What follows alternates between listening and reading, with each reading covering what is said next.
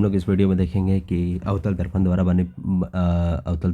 बना प्रतिबिंब को किरण रेखा कैसे खींचते हैं, और दूसरी हम लोग देखेंगे कि उत्तल दर्पण द्वारा बना प्रतिबिंब हम लोग कैसे खींचेंगे।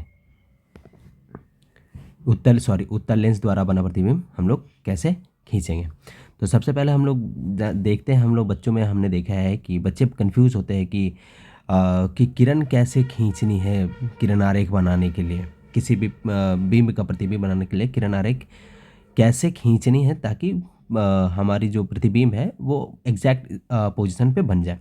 तो इसको लेकर के बच्चे बहुत कन्फ्यूज। तो सबसे पहले हम लोग देखेंगे अवतल दर्पण द्वारा बने प्रतिबिंब किरण आरेख हम लोग कैसे खींच सकते हैं। तो सबसे पहला चीज़ कि आप लोग यहाँ पे 6 किरण आरेख देख सक रहे होंगे कि अवतल दर्पण द्वारा बना प्रतिबिंब का टोटल जो किरण आरेख है वो 6 है। तो 6 के 6 किरण आरेख में अगर हम लोग गौर से देखें तो एक किरण आरेख जो बिंब से आ रही है, ठीक है, वो हमेशा मुख्य अक्ष के समांतर हम लोग ले रहे हैं। इसमें भी आप लोग देख सकते हो कि जो पहली किरण है वो मुख्य अक्ष के समांतर है। इसमें भी पहली किरण मुख्य अक्ष के समांतर है। इसमें भी पहली किरण मुख्य अक्ष के समांतर है। इसमें भी पहली किरण मुख्य अक्ष के समांतर है। इसमें कोई भी किरण मुख्य अक्ष के समांतर नहीं है, लेकिन इसमें भी हम लोग मुख्य अक्ष के समांतर किरणें ले सकते हैं। इस प्रकार से हम लोग किरण मुख्य अक्ष के समांतर ले सकते हैं। तो सबसे पहला चीज़ नोटिस करना है आप लोगों को कि जो पहली किरण है अवतल दर्पण द्वारा बने प्रतिबिंब को किरण आरेख खींचने के लिए, जो पहली किरण है वो हम लोग मुख्य अक्ष से समांतर लेंगे। एंड द सेकेंड रे वो कहाँ से पास होगा, तो वो हमेशा सी से क्रॉस होकर के गुजरेगा। आप लोग देख रहे हो। तो दूसरी किरण है वो सी से होकर के गुजर रही है। इस केस में आप लोग देखते हो जब वस्तु सी पर वक्रता केंद्र पर रखी हुई है, तो हम लोग देख रहे हैं कि यहाँ पर दूसरी किरण है वो एफ से होकर के गुजर रही है।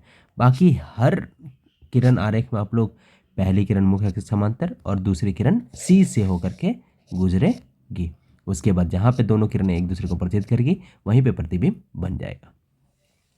उसी प्रकार उत्तल लेंस में हम लोग देखेंगे, तो उत्तल लेंस में गौर करोगे आप लोग, तो जो पहली किरण है वो हमेशा मुख्य अक्ष के समांतर है। ठीक है, यहाँ आप लोग देख रहे हो मुख्य अक्ष के समांतर है पहली किरण। दूसरी किरण जो लेगनी हमारे को ले जानी है वो हमेशा प्रकाशिक केंद्र से होकर के गुजरेगी।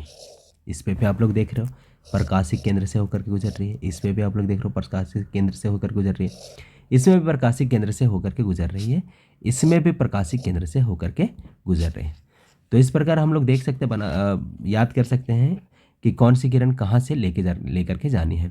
तो सबसे पहले कि हमारे को ध्यान रखना है, उत्तल लेंस हो या फिर अवतल दर्पण, दोनों ही केस में पहली किरण जो है वो मुख्य अक्ष के समांतर जाएगी और अवतल दर्पण के केस में हमारी जो दूसरी किरण है वो वक्रता केंद्र से होकर के गुजरेगी। बस जब वक्रता केंद्र पर वस्तु रखेगी उस केस में एफ से होकर के गुजरे। बाकी सब केस में पहली किरण मुख्य अक्ष समांतर और दूसरी किरण सी से होकर के गुजरेगी। सेकेंड में इस पे अपन उत्तल लेंस में देखेंगे तो पहली किरण मुख्य अक्ष के समांतर और दूसरी किरण कहाँ पे, प्रकाशिक केंद्र से होकर के गुजरेगी। तो इस प्रकार हम लोग याद रख सकते हैं और we can form the ray diagram of the image formed by the concave mirror and convex lens. तो बाकी नेक्स्ट जो वीडियो है उसमें हम लोग देखेंगे कुछ और अलग ट्रिक। बाकी अभी के लिए थैंक यू।